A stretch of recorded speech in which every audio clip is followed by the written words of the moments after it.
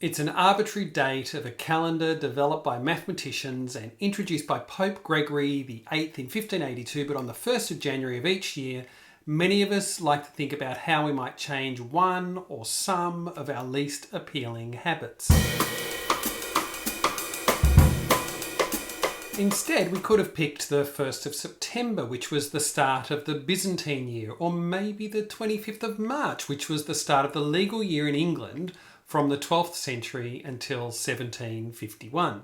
But humans love a ritual, and the start of the Gregorian year seems like a perfectly sensible time to try something different. My resolution this year, after such a tumultuous 12 months that is far from over, is to be more forgiving and express more gratitude where I can. So what do I need to do to increase my chances of sticking to my resolutions? Well, over the next few posts, I'll give you some tips and tricks to help you when you want to change bad behaviours and to help you to stick to the good behaviour. Contrary to widespread public opinion, a considerable proportion of New Year's resolutions do in fact succeed, at least in the short term. While the success rates of New Year's resolutions obviously depend on what you're trying to achieve and how long the behaviour lasts, generally speaking, the proportion of self-reported continuous success was 46% after 6 months, according to one study. Although many of us still struggle to meet our goals. So sitting underneath most resolutions is a desire to change a behaviour. So the best way to understand behaviour change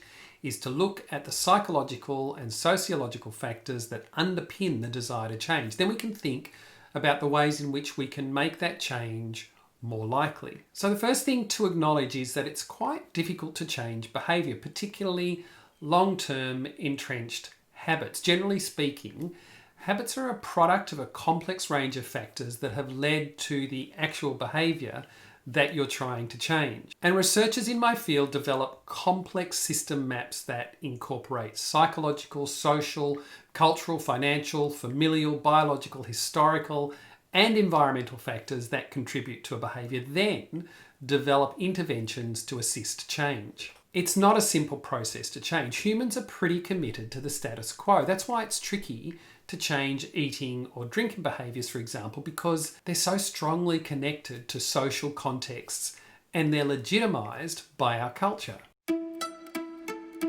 Some of these habits that many of us want to change, like smoking or poor eating habits or not exercising enough or at all, require significant and multiple interventions followed by regular reward. And people who say that it's simply a process of putting your mind to it or using willpower tend to know very little about minds and are often pretty set in their ways themselves. And they've probably also got some pretty bad habits that they'd like to change. We are complicated creatures. The reality is that willpower requires significant cognitive resources that are only accessible if we're not stressed or sad or hungry or annoyed or even just tired. And then to top it off, as we change a habit, we're also exhausting the rational capacity or the willpower to continue to change. You see, willpower is finite, so we have to take breaks from a behaviour change. In other words, the more you try to change something, the more tired you become, and the harder it is to practice willpower. It's a vicious cycle, but practicing something makes it easier, and if we do it enough, it becomes a new habit. So if we accept that change is effortful, requires practice, and takes time, then what are some of the reasons that we slip up, and how can we counter them?